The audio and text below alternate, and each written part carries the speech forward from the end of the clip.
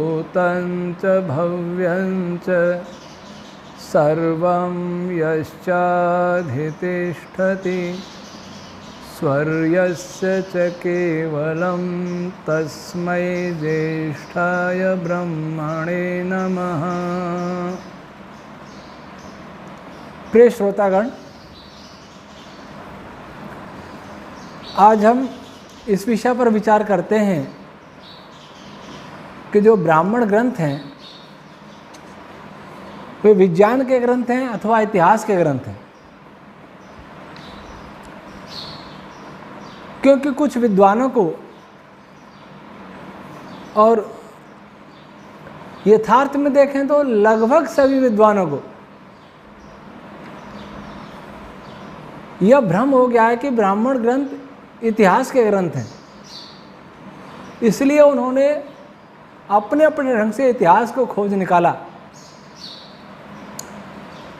लेकिन किसी ने यह नहीं विचार किया कि ब्राह्मण ग्रंथ वेदों के व्याख्यान ग्रंथ हैं। जब व्याख्यान ग्रंथ में ऋषि मुनियों का इतिहास होगा, विभिन्न देशों, नदियों, पर्वतों की चर्चा होगी, तो वेद में भी ऐसा ही होगा। ऐसा नहीं हो सकता कि वेद तो सत्य विद्याओं के पुस्तक हों, विज्ञान के ग्रंथ हों और ब्राह्मण ग्रंथों में मानवीय इतिहास आ जाए। दुनिया का कोई भी व्यक्ति फिजिक्स के किसी सूत्र की व्याख्या में इतिहास नहीं ला सकता। उसी सूत्र की व्याख्या के लिए विज्ञान को और अधिक गहराई से समझाएगा, व्यापकता से समझाएगा, सरलता से समझाएगा। वैसा ही ऋषियों ने किया था। अब कुछ और विद्वानों को ही भ्रम हुआ, वे ऋषि दयानंद की बातों को ऐसे पकड़ के बैठ जाते हैं कि जैसे उससे आगे कुछ है ही नहीं। वस्तुतः वे ऋषि दयानंद की बातों को समझते भी नहीं हैं। ऋषि दयानंद ने सत्यार्थ प्रकाश में लिखा है कि वेद, ब्राह्मण ग्रंथ वेदों के व्याख्यान ग्रंथ हैं जो ऋषि मुनियों ने ऋषियों के इतिहास पूर्वक बनाए, अर्थात उसमें ऋषियों का कुछ इतिहास भी है व्याख्यान ग्रंथ। इतिहास पूर्वक का अर्थ हुआ कि उनमें कुछ ऋषियों का नाम भी है। ऐत्रेय ब्राह्मण का मैंने भाष्य किया है वेद विज्ञान आलोक नाम से। उसमें कई ऋषियों की चर्चा आती है कि फलां ऋषि का ये मत है, उस ऋषि का ये मत है, उस ऋषि का ये मत है। यही इतिहास है। जैसे साइंस की पुस्तकों में वैज्ञानिकों का नाम आ जाता है, वैज्ञानिक कहाँ जन्मा यह भी आ जाता है, एनसीईआरटी की बुक्स में थोड़ा परिचय भी आ जाता है। लेकिन ब्राह्मण ग्रंथों में तो ऋषियों का परिचय भी नहीं है, नाम है और कहीं उनका गोत्र है, इससे अधिक नहीं है। इस विषय पर कई घंटे बोला जा सकता है, लेकिन मैं यहाँ एक ऐसा प्रसिद्ध उदाहरण लेता हूँ जिसके न समझने से विश्व में भयंकर पाप हमने दिए हैं वेद के नाम पर। हमने अर्थात हमारे पूर्वजों ने। और मध्यकालीन ऐसा दुखद इतिहास शुरू हुआ, दुखद काल शुरू हुआ कि वेद के नाम पर यहाँ न केवल पशुओं को मारा गया, न केवल छुआछूत चलाई गई, न केवल नारी का तिरस्कार किया गया, और बल्कि अपितु नरबलि, मनुष्यों की बलि भी चढ़ाई गई।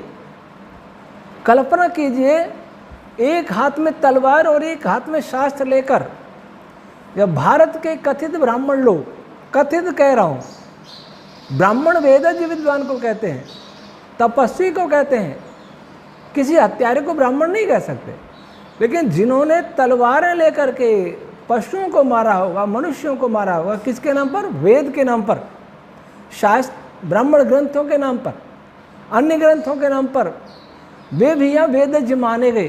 क्यों माने गए? क्योंकि उन्होंने वेद में, ब्राह्मण ग्रंथों में इतिहास देखा, ब्राह्मण ग्रंथों के रूढ़ अर्थ किए। इतिहास के रूढ़ अर्थ ही हो सकते हैं, यौगिक अर्थ नहीं। कोई वाल्मीकि रामायण का यौगिक अर्थ करेगा तो इसका अर्थ ये हुआ कि वो रामायण को मिटा देगा, इतिहास को मिटा देगा। कोई महाभारत का यौगिक अर्थ करने लग जाएगा तो महाभारत का इतिहास मिट जाएगा। इनका रूढ़ अर्थ, लेकिन जो विज्ञान के ग्रंथों का रूढ़ अर्थ करने लग जाएगा वहां विज्ञान मिट जाएगा और गंदा इतिहास, कुत्सित इतिहास, बीभत्स इतिहास सामने आएगा जो आया। मैं केवल एक उदाहरण दे रहा हूं। ऐत्रेय ब्राह्मण में 33वां अध्याय है, उसमें 6 खंड है। उसका इतिहास मैं संक्षेप से सुनाता हूं और कोई भी ऐसा भाष्यकार नहीं है जो उस इतिहास को नहीं मानता हो। क्या इतिहास है? अगर इतिहास मानेंगे तो ये इतिहास बनता है। और फिर आप लोग अपने हृदय से, मस्तिष्क से पूछना, क्या आप ऐसा ही इतिहास ब्राह्मण ग्रंथों में मानते हैं? फिर इस इतिहास का स्रोत कौन सा वेद है? इसका उत्तर भी क्या आप देंगे? मैं संक्षेप में इतिहास सुनाता हूं। सुने से हरिश्चंद्र का उपाख्यान है। राजा हरिश्चंद्र का नाम सबने सुना। तो राजा हरिश्चंद्र इक्ष्वाकु वंश में पैदा हुए। उनके कोई पुत्र नहीं था। ये वाल्मीकि रामायण के आधार पर नहीं कह रहा, ऐत्रेय ब्राह्मण के 33वें अध्याय में जो इतिहास लोगों ने देखा, विद्वानों ने देखा अब तक, उसको बता रहा हूं संक्षेप में। तो वो बहुत दुखी थे। एक बार उनके यहाँ महर्षि नारद और महर्षि पर्वत दोनों ऋषि भ्रमण करते हुए आए। राजा हरिश्चंद्र जी ने उनका स्वागत किया और अपनी व्यथा को बताना प्रारंभ किया कि मेरे कोई पुत्र नहीं है। फिर कई श्लोकों के माध्यम से पुत्र की महिमा महाराज हरिश्चंद्र कहते हैं। और पुत्र नहीं है, वो भाग्यहीन है, पुत्र से ये होता है, वो होता है, बहुत सारी बातें की। तो उन दोनों ऋषियों ने कहा कि अगर आप वरुण देवता का यज्ञ करें तो आपको पुत्र प्राप्ति हो जाएगी। उन्होंने वरुण देवता का यज्ञ करने का निश्चय किया। वरुण देवता प्रकट हुए और उन्होंने कहा पुत्र भी हो गया। उन्होंने ये कहा कि पुत्र होगा उसकी बलि चढ़ानी पड़ेगी। राजा बोले चलो पुत्र हो तो जाए, बलि चढ़ा देंगे। अब जब पुत्र हुआ उसका नाम रोहित रखा। अब वरुण देवता ने कहा ये पुत्र मुझे दो, अर्थात बलि चढ़ाओ। राजा बोले क्या नहीं, पुत्र बलि चढ़ाने योग्य तब होता है जब उसके दूध के दांत निकल आते हैं। दांत निकल आए। अब वरुण देवता ने कहा कि अब दो, कि नहीं, दूध के दांत गिर जाते हैं, दूसरे दांत आते हैं जब बलि योग्य होता है। दूसरे दांत भी आ गए कि अब मुझे दो। तब फिर राजा ने कहा कि नहीं, क्षत्रिय जब बलि योग्य होता है जब वो शस्त्र धारण करने योग्य होता है, अस्त्र शस्त्र धारण करने योग्य हो जाता है। रोहित युवा हो गया, धनुष धारण किए, अर्थात अस्त्र शस्त्र धारण किए, तैयार हो गया। तब वरुण देवता ने कहा अब मुझे दो। तो हरिश्चंद्र देने लगे तो उनका पुत्र अकड़ गया कि मैं तो नहीं जाता, और वो घर छोड़ के चला गया। इतिहास है, ऐसा इतिहास खोजा है इतिहास मानने वालों ने। अब वो चला गया। अब वरुण देवता ने राजा हरिश्चंद्र को जकड़ लिया और जलोदर रोग पैदा कर दिया। जलोदर जिसमें पेट में पानी भर जाता है। 1 वर्ष बाद रोहित को पता लगा कि उनके पिता को जलोदर रोग से ग्रस्त कर दिया है वरुण देवता ने। रोहित आए कि मैं पिता से मिलूं। रास्ते में इंद्र ने रोक दिया कि नहीं जाओ, चरैवै थी चरैवै, चलते रहो।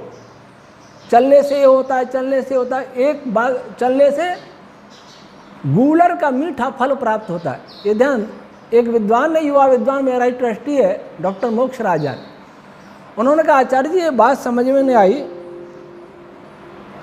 कि गूलर का फल इतना अच्छा लगा जिसकी प्रशंसा हो रही है कि चलते रहो। प्रशंसा कौन कर रहा है? देवराज इंद्र, कि गूलर का फल मिलेगा, चलते रहो। इससे फला देवराज, इससे अच्छा फल कोई देवराज इंद्र को भी पता नहीं था। जरा सोचिए उस जमाने में जहाँ फलों से भरपूर धरती हुआ करती थी, देवराज इंद्र बता रहे हैं कि गूलर का फल खाने को मिलेगा। ऐसे 6 बार आने का प्रयास किया रोहित ने, लेकिन हर बार इंद्र ने वापिस लौटा दिया। 6 वर्ष बाद जब 6ठे वर्ष वो घूम रहा था जंगल में, तो अजीगर्त नाम के एक ऋषि को देखा, भूखा, दुर्बल।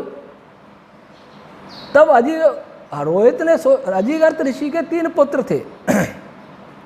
बड़ा था शुनय पुच्छ, बीच वाला शुनय सेब और तीसरा था शुनय लांगूल। तब उसने राजा रोहित ने उन ऋषि से कहा कि अपना एक पुत्र मुझे दे दो वरुण देवता की बलि के लिए, और मैं आपको 100 गाय दूंगा। तो बड़े पुत्र का हाथ माँ ने पकड़ लिया या पिता ने पकड़ लिया कि इसको तो मैं दे नहीं सकता, छोटे का माँ ने पकड़ लिया, बीच वाला बेच दिया 100 गायों में। उस सुनय सेब को लेकर के रोहित आता है तो देवराजन फिर वो वरुण देवता के पास पहुंचता है कि मेरे पिता को मुक्त करो और मैं ये आपको बलि के लिए मनुष्य देता हूँ। अब वहाँ यज्ञ होता है, विश्वामित्र ऋषि बनते हैं, ब्रह्मा वशिष्ठ ऋषि बनते हैं, और उद्गाता अध्वर्यु बनते हैं जमदग्नि, और अयास ऋषि उद्गाता बनते हैं। फिर यज्ञ होता है। जब बलि की बारी आई तो यह प्रश्न उठा कि इस सुनय सेब को यूप से, खंबे से कौन बांधेगा। कोई बांधने के लिए तैयार नहीं, तो वो अजीगर्त उसका पिता आ जाता है वहाँ कि मैं बांध दूंगा, 100 गाय मुझे और दो। तो 100 गाय और दी। उसने अपने पुत्र को मरने के लिए यूप से खंबे से बांध दिया। फिर कहा कि इसको मारेगा कौन, तो उसका पिता बोला 100 गाय और दो तो मैं मार भी दूंगा। 100 गाय और दी। अब वो तलवार तीक्ष्ण कर रहा है, देखिए 300 गाय ले ली बेटे को मारने के लिए। अब वरुण देवता की प्रार्थना कर रहा है सुने से कि मुझे बचाओ, कि तू अग्नि के पास जा। बहुत सारे देवताओं के पास भटकाया। अंत में वरुण देवता की प्रार्थना से वेद मंत्र प्रकट हुए और वरुण देवता ने उसे मुक्त कर दिया। अब विश्वामित्र ऋषि जो होता थे वो बोले तू मेरे पास आ जा, और उसका पिता बोला तू मेरा पुत्र है, विश्वामित्र के पास क्यों जाता है। तो विश्वामित्र कहे देख तेरा पिता तलवार लिए खड़ा था थोड़ी देर पहले, अब तुझे अपना पुत्र कह रहा है। ऐसे कह के पिता और पुत्र में संवाद हो रहा है, विवाद हो रहा है। तब बेटा भी कह रहा है कि मैं कैसे, आप तो मारने के लिए खड़े हो, आपने बेच दिया मुझे, मारने के लिए तैयार हो गए, मैं तो विश्वामित्र ऋषि की गोद में बैठूंगा। लेकिन विश्वामित्र से भी उसने सौदेबाजी की। विश्वामित्र के 101 पुत्र हैं कि सब पुत्र आपके मुझे अपना बड़ा भाई माने तो मैं आपके पास आने के लिए तैयार हूं। तो बीच वाले पुत्र का नाम था मधुच्छंदा। उससे बड़े ने इनकार कर दिया कि हम तो इसको बड़ा भाई नहीं मानते, और छोटों ने और मधुच्छंदा ने उसे अपना बड़ा भाई स्वीकार कर लिया।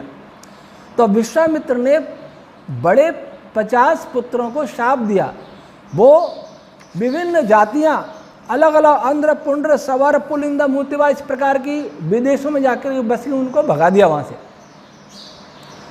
इससे इतिहास देखने वालों ने क्या देखा कि राजा हरिश्चंद्र ने रासु यज्ञ किया, पर्वत नारद ऋषि आए और विश्वामित्र जी ने के साप से उनकी संतान वर्ण संकर हो गई या भ्रष्ट हो गई, म्लेच्छादी जातियों में परिवर्तित हो गई। ये इतिहास बन गया। अब मैं इतिहास का व्यक्ति नहीं हूँ, किन किन देशों में चले गए नहीं मैं बता नहीं रहा, लेकिन आप बहुत सारे ग्रंथों में ये बात देख सकते हैं। मैं अभी निरुक्त का भाष्य कर रहा हूँ।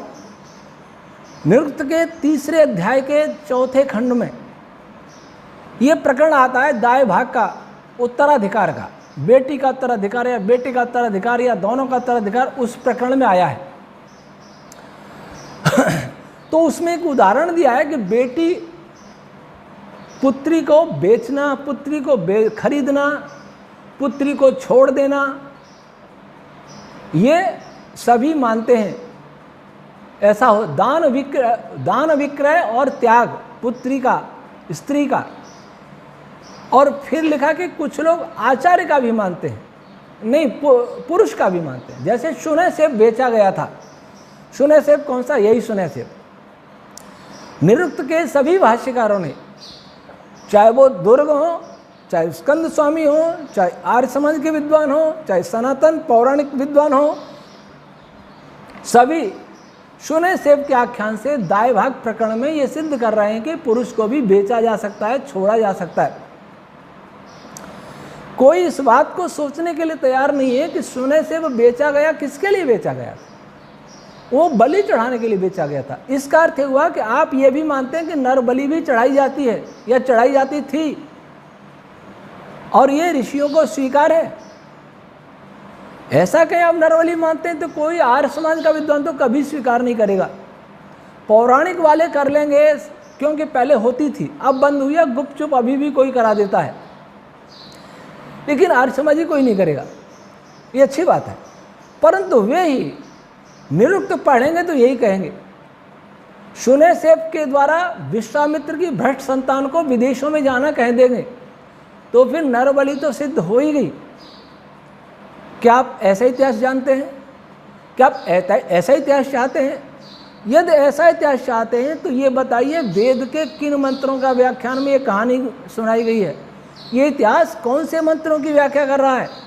इसमें जो मंत्र आते हैं उनकी व्याख्या कर रहा है? इस पर उदार मस्तिष्क से और बुद्धि से सोचिए। रूढ़वादिता बन जाइए। रूढ़वादिता ने नाश कर दिया। कौन कौन से पापों को आप स्वीकार करेंगे? वस्तुतः मैं बड़ा स्पष्ट कहता हूं कि सुनहसेब का प्रकरण किसी की भी समझ में नहीं आया। कुछ विद्वानों ने सुनहसेब प्रकरण का आध्यात्मिक, आदि भौतिक, आदि अर्थ कुछ संगति लगाने का प्रयास किया। उन्होंने सुनहसेब कह दिया कि किसी विद्वान को कहते हैं, सुखकारी विद्वान को कहते हैं।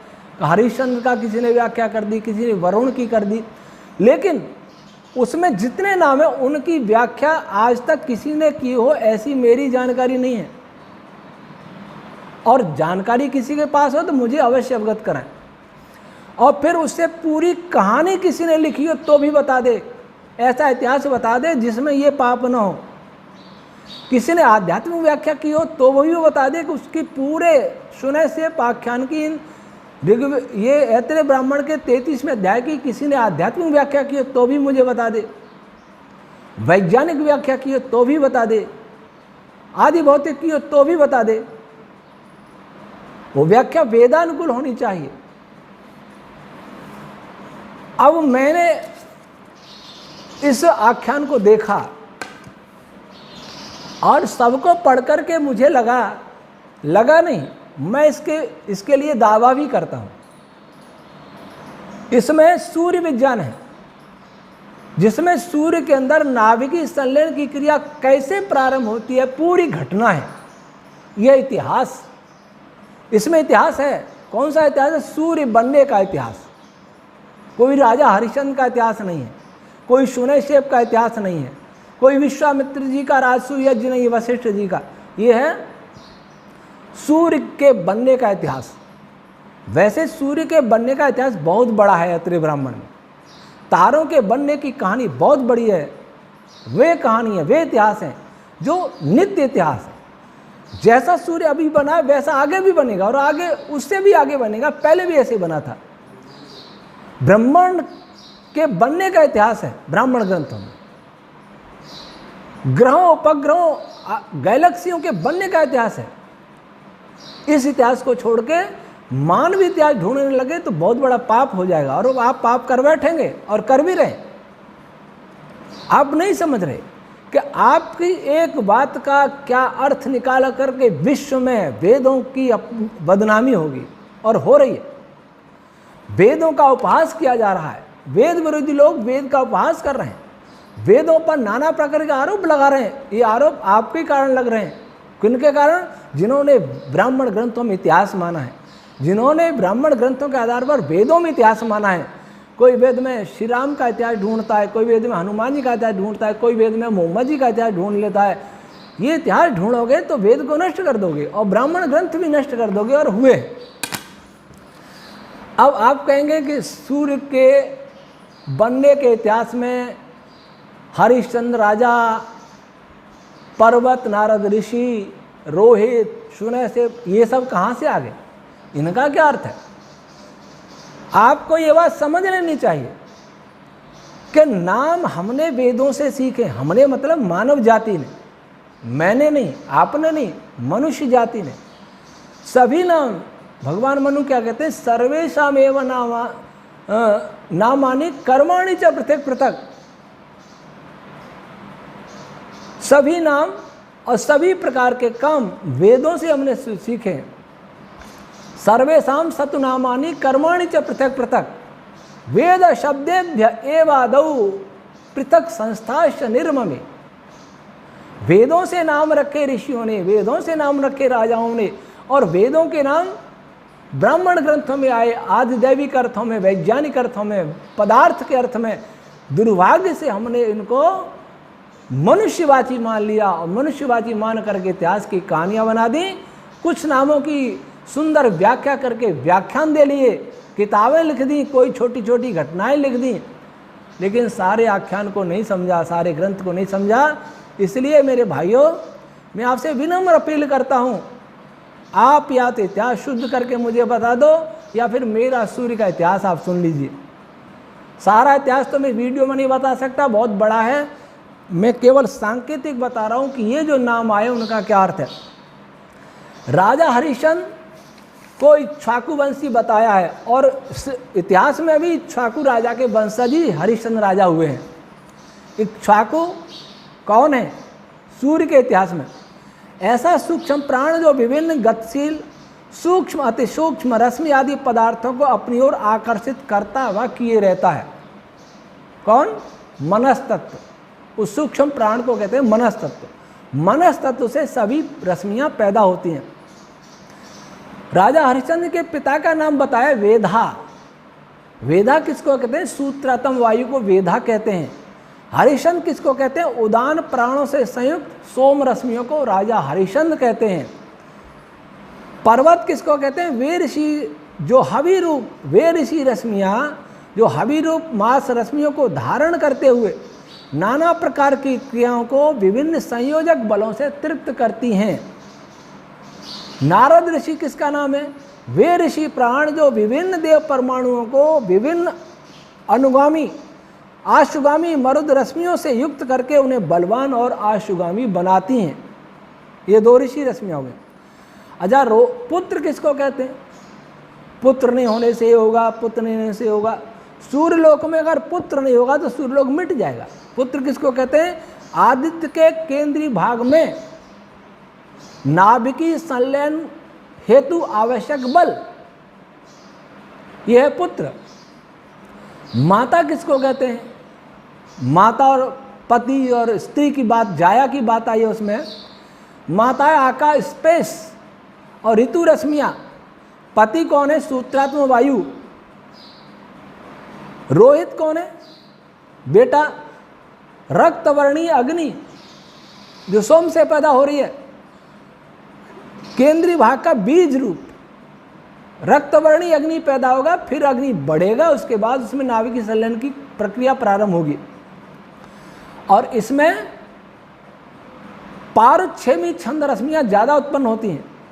परुच्छेव ऋषि से उत्पन्न, ये ऋग्वेद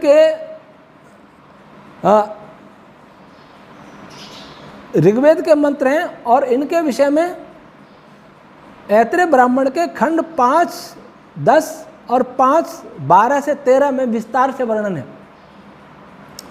परुक्षेप ऋषि बहुत शक्तिशाली रश्मियाँ होती हैं, उनसे जो रश्मियाँ पैदा हो रही हैं, ये 13 सूक्त हैं।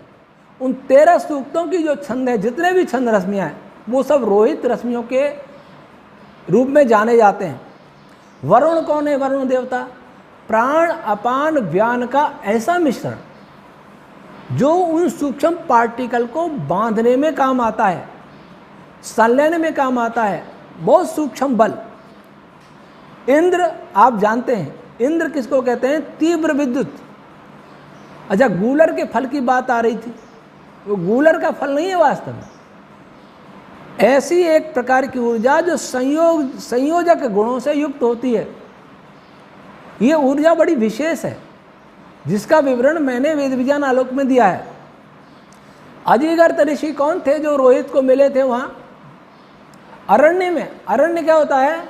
जहां संग्राम नहीं हो रहा हो,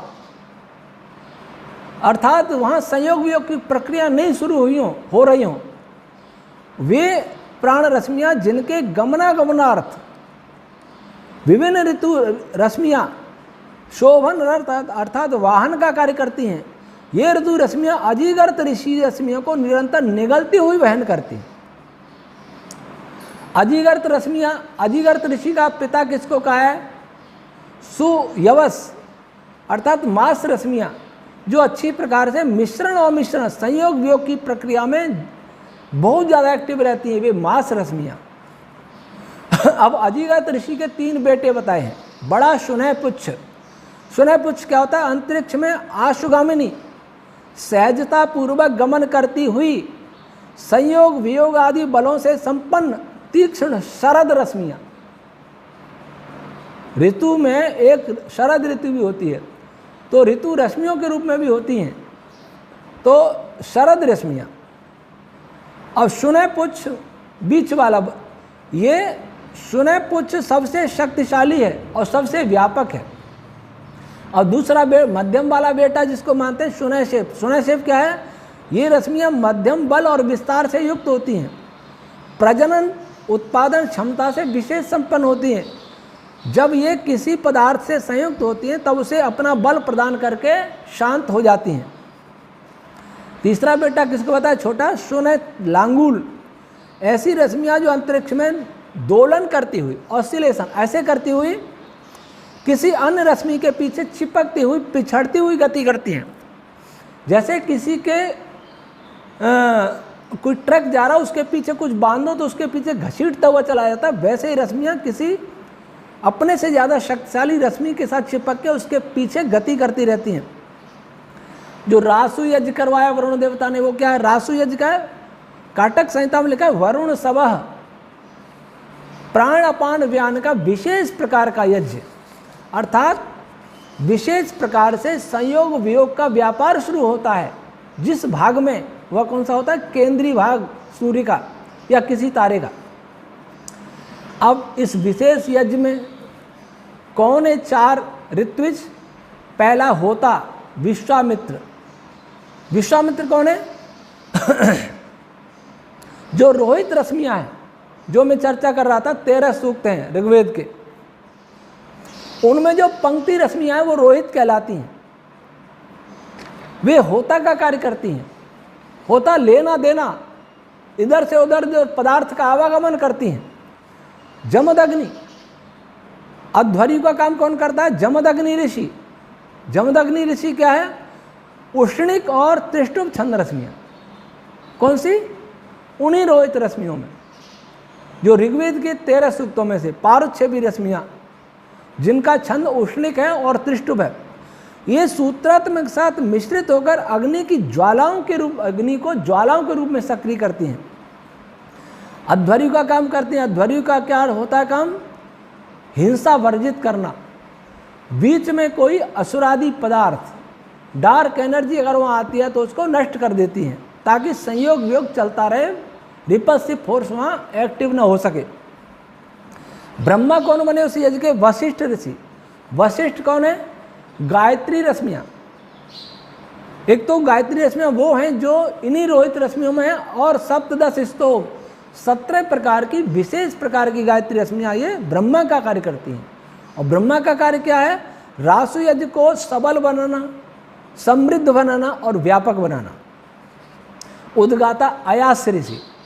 सभी संयोज प्रकाशित परमाणु और प्राण रश्मियाँ ये क्या करती हैं? उद्गातक का कार्य करती हैं। सभी प्राण छंद रश्मियों को साम रश्मियों से उच्चता से प्रकाशित करती हैं। साम रश्मियों को, सभी प्राण और छंद रश्मि, ये साम रश्मि। साम रश्मि किसको कहते हैं? जिनसे फोटोन्स का निर्माण होता है, जिनसे तारों का, प्रकाशित पदार्थों का निर्माण होता है, उनको ये उच्चता से प्रकाशित करने वाली होती है। अब विश्वामित्र ऋषि के 100 बेटे, 101 बेटे बताए, उसमें 4 के ही नाम दिए हैं। बीच वाला मधुच्छंदा। मधुच्छंदा क्या है? मधुच्छंदा ऋग्वेद के पहले मंत्र अग्निणे पुरोहितम, इसका भी ऋषि मधुच्छंदा ही है। तो मधुच्छंदा ऋषि का है, वे प्राण रश्मियां जो विभिन्न रश्मियों व परमाणुओं के मिथुनों, युग्म, कपल्स को आच्छादित, प्रकाशित और प्रेरित करती हुई नाना संयोग आदि क्रियाओं को संपादित करने में समर्थ होती हैं। ये वो कहलाती है मधुच्छंदा प्राण रश्मियाँ। दूसरा, एक पुत्र का नाम बताया ऋषभ। ये प्राण रश्मियाँ श्रेष्ठ बल, तेज व गति से युक्त होती हैं तथा देखिए सृष्टि में 2 रश्मियों को 2 कैटेगरी में बांटा जा सकता है। एक है जो पुरुष का कार्य करती हैं, मेल का, और दूसरी रश्मियाँ होती हैं फीमेल का कार्य करती हैं, स्त्री का कार्य करती हैं। तो ऋषभ नाम की रश्मियाँ पुरुष का कार्य करती हैं और वहाँ उस स्थान पर, उस तारे में जब वो तारा बन रहा है, स्त्री रूप रश्मियाँ उनसे वो संयोग करती हैं। एक पुत्र का नाम लिखा है रेणु। ये कौन सी प्राण रश्मियाँ? ये प्राण रश्मियाँ विभिन्न पदार्थों में व्याप्त होकर उनका छेदन और भेदन करने में समर्थ, तोड़ फोड़ करने में समर्थ होती हैं। और एक चौथा नाम बता अष्टक। ये प्राण रश्मियाँ आदित्य लोक के विभिन्न संधि भागों को व्याप्त करती हैं तथा अपनी व्याप्ति में अर्धमास रश्मियों के साथ संगत रहती हैं। आदित्य लोक में जांबी संधियां हैं, एक क्षेत्र और दूसरे क्षेत्र के बीच में संधि भाग होता है। ऐतरेय के 31वें अध्याय में इतिहास वालों ने क्या किया है? एक पशु को मारा है 6ठे अध्याय में और मार करके मांस वितरण कराया 31वें अध्याय में, और 26 ऋतुजों को वो मांस वितरण किया है। किसी को कलेजे का मांस दिया, किसी को जबड़े का मांस दिया, किसी को कूले का मांस दिया, किसी जीव, ऐसा अनाचार किया इतिहास देखने वालों ने, रूढ़ अर्थ करने वालों ने। वस्तुतः वो सूर्य के 26 भाग हैं, 26 क्षेत्र हैं। तो उन क्षेत्रों के बीच में जो सीमा होती है उसको कहते हैं संधि भाग। और विशेष संधि भाग होता है केंद्र और सूर्य के केंद्रीय भाग और शेष बाहरी भाग के जो बीच में भाग होता है उसको भी वो विशेष संधि भाग होता है। अब जो निकाल दिया, जिनसे इतिहास देखने वाले कहते हैं कि ये जातियां भ्रष्ट हो गई और उन देशों में बस गई जा करके, कोई अरब देश में बसी, कोई किसी देश में बची, उनके यहाँ 5 ही नाम दिए हैं, 50 नहीं दिए। तो 5 की व्याख्या हमने की। अंध्र से इन्होंने जाति का, मैं फिर कहूँगा, वो कहेंगे इतिहास का क्या होगा, मैं कहूँगा विज्ञान का क्या होगा। इतिहास ढूंढने की सनक में विज्ञान को नष्ट मत कीजिए, वेद को नष्ट मत कीजिए, इतिहास ढूंढिए ऐतिहासिक ग्रंथों में। जो पुराण है तो पुराण नाम है, लेकिन है नवीन ग्रंथ 18 पुराण, उनमें भी इतिहास है। गप्पे बहुत अलग बात है, लेकिन उनमें इतिहास भी है। महाभारत में भी है, रामायण में भी है। लेकिन फिर मैं सावधान करना चाहूँगा कि इन ग्रंथों में भी ब्राह्मण ग्रंथों के आख्यानों को न समझ करके लंबी लंबी कहानी गढ़ करके इतिहास बनाया गया, वो झूठा इतिहास। वास्तविक इतिहास खोज करने वाले विद्वानों की आज देश को जरूरत है, विश्व को जरूरत है। अनेक लोग मुझे कहते हैं आप रामायण पर काम कीजिए, इतिहास महाभारत पर काम कीजिए, इनका शोधन कीजिए। मैं क्या क्या करूं? मैं इतिहास विषय का नहीं हूं और न मैं कर पाऊंगा, क्योंकि मेरा उद्देश्य है वेद को बचाना। वेद जब भी बचेगा जब ब्राह्मण ग्रंथ बचेंगे, निरुक्त बचेगा, जब इन्हीं पर संकट है। हमारे वैदिक विद्वान ही संकट ढा रहे हैं भाष्य कर करके, तो मैं किनसे शिकायत करूं? किसी देशी से करूं, किसी विदेशी से करूं? मुझे किससे शिकायत नहीं, अपनों से शिकायत है। क्यों अपने लोगों ने अपने ग्रंथों को नहीं समझा? क्यों उन्होंने वहीं से गड़बड़ प्रारंभ करी, उनकी दृष्टि यथार्थ दृष्टि नहीं थी, इसलिए उसी को पकड़ करके दूसरे लोग और ज़्यादा अतिरंजित करके उसको घृणित इतिहास उसमें बता रहे हैं। तो 50 पुत्रों में से 5 पुत्रों के नाम दिए। अंध्र जो निकाला था, वस्तुतः सूर्य के केंद्रीय भाग से ये पदार्थ बाहर निकाल दिए जाते हैं। कौन निकालता? विश्वामित्र निकालते हैं, वे पंक्ति रश्मियाँ निकालती हैं। अंध्र कौन सी रश्मि है? वह रश्मि व परमाणु आदि पदार्थ जो आदित्य लोक के केंद्रीय भाग की बाहरी सीमा के निकट, ये बाहरी सीमा के निकट आ जाते हैं। केंद्रीय भाग की, सूर्य की बाहरी नहीं, केंद्रीय भाग की बाहरी सीमा के निकट अर्थात संधि भाग के निकट विद्यमान रहकर केंद्रीय भाग में विद्यमान उच्च अग्नि को अनावश्यक रूप से बाहर रिसने से रोकते हैं। केंद्रीय भाग की अग्नि ऊष्मा हीट यदि बाहर निकल जाए सारी, तो नाभिकीय संलयन की क्रिया बंद हो जाएगी और बाहर एक साथ निकलेगी, विस्फोट हो जाएगा विकिरण के प्रेशर के कारण, तो सूर्य खत्म हो जाएगा। इसको रोकने में किनकी भूमिका? अंध्र नाम की रश्मियों की, अंध्र नाम के पार्टिकल्स की, जिसको आपने भ्रष्ट जातियां बता दिया, दूसरे देश बसा दिए इनके। दूसरा नाम है पुंड्र।